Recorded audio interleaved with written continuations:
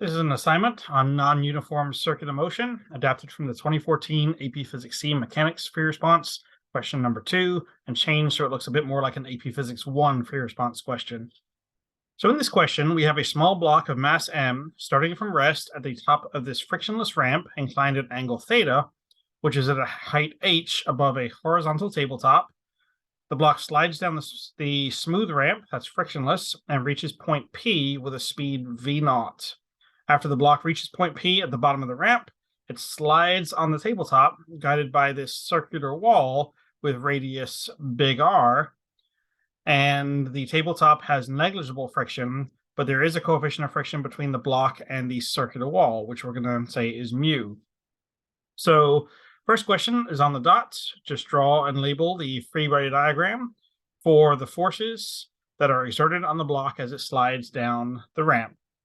So we're going to do the gravitational force going straight down.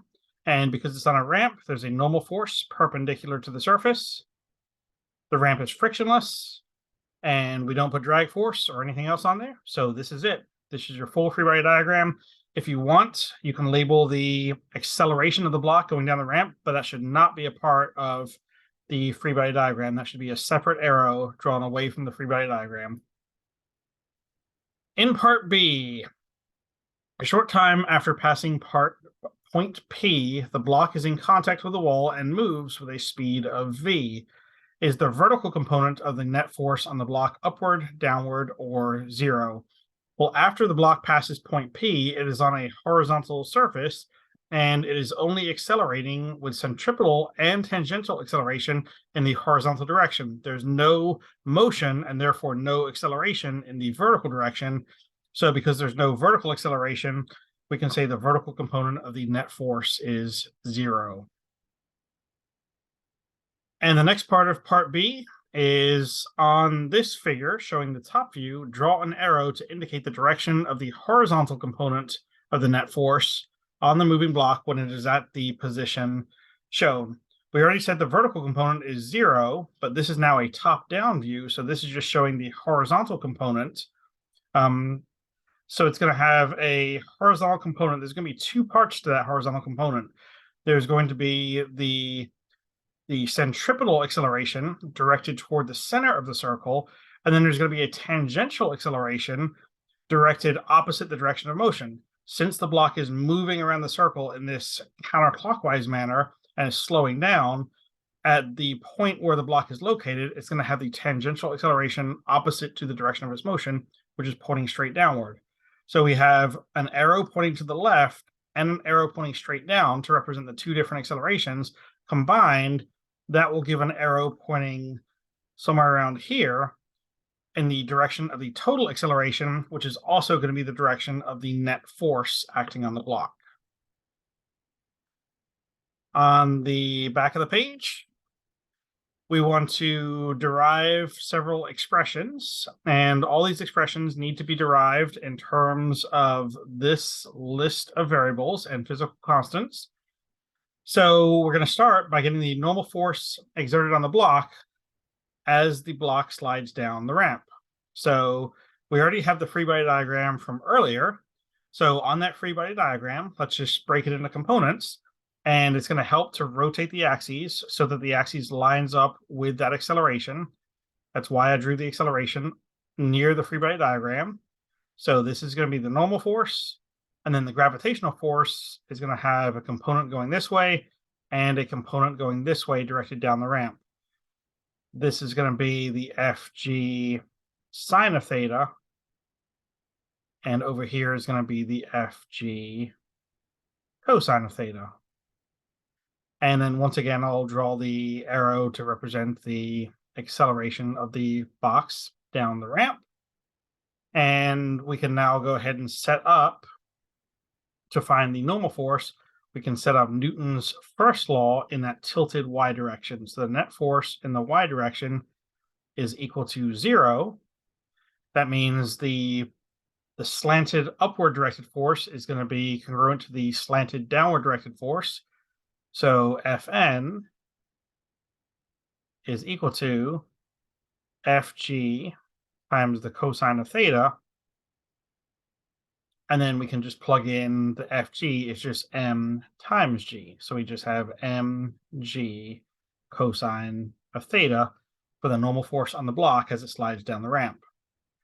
Now, once the block is past point P and is on the tabletop, we want to get the normal force exerted by the tabletop as the rock moves around the circle, because the block is on, that should be block, not rock. The block is on the tabletop. So if we just draw a free body diagram looking at the side view of the block, it's just going to have a normal force from the tabletop going straight up, and then the gravitational force going straight down. So we can just say the normal force in the y direction is equal to 0. And this time it's just going to be the normal force is equal to the gravitational force, which is just m times g. And then in part 3, we want the normal force exerted by the circular wall as a function of v. So this is the normal force that is going to be directed in towards the center of the circle. So imagine back on this picture, if we were to draw a free body diagram on here, that would be the force directed in this, like straight out in this direction. So for that normal force, that's pointing toward the center of the circle. So that would be like a normal force pointing this way, and that's going to be in the direction of the centripetal acceleration. I'm not going to worry about putting the other forces on here right now because all that's important is that normal force. So the net force in the x direction is equal to the mass times the centripetal acceleration. So we have normal force, which is the only force in the x direction, is equal to m times v squared over r.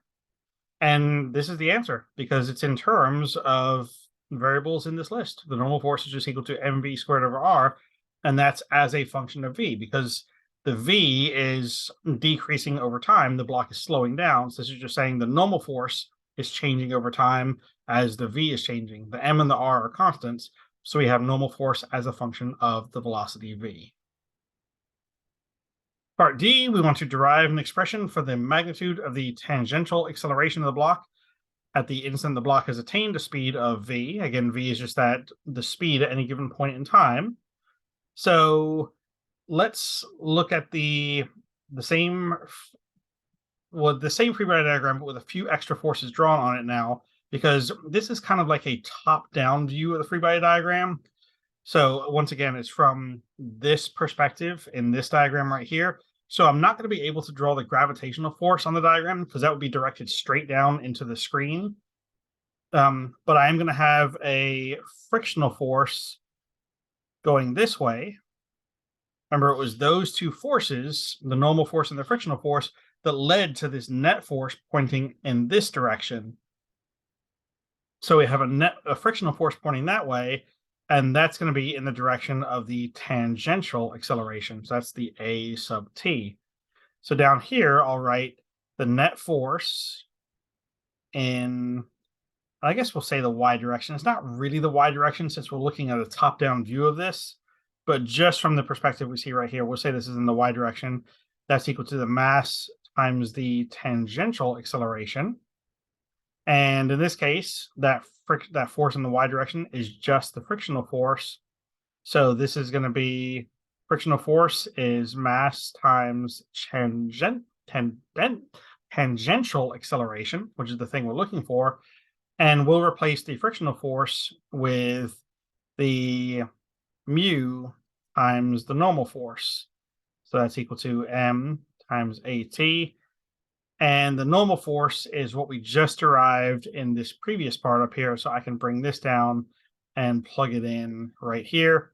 So we have mu times mv squared over r is equal to mass times tangential acceleration. The masses cancel out, and you're left with the tangential acceleration of the block is equal to mu v squared over r. And then we want to derive an expression for the magnitude of the total acceleration of the block at the instant it has attained the speed of v. The total acceleration is going to be the combination of the centripetal and the tangential acceleration. But since acceleration is a vector, and those two vectors are always perpendicular to each other, as you can see right here, the centripetal and the tangential are always perpendicular.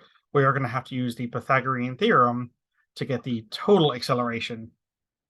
So we can say that A, the total acceleration, is equal to, with the Pythagorean theorem, the square root of AC squared plus AT squared. This is equal to, so the AC is just V squared over R. That's just the formula for centripetal acceleration. That's going to be squared plus the AT, which we just derived up here. So I can plug that in down here.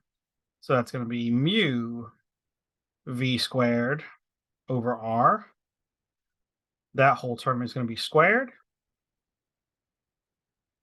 Both of these terms have a V squared over R quantity squared factor in it. So I can factor out the V squared over R quantity squared, and what's left is 1 plus mu squared.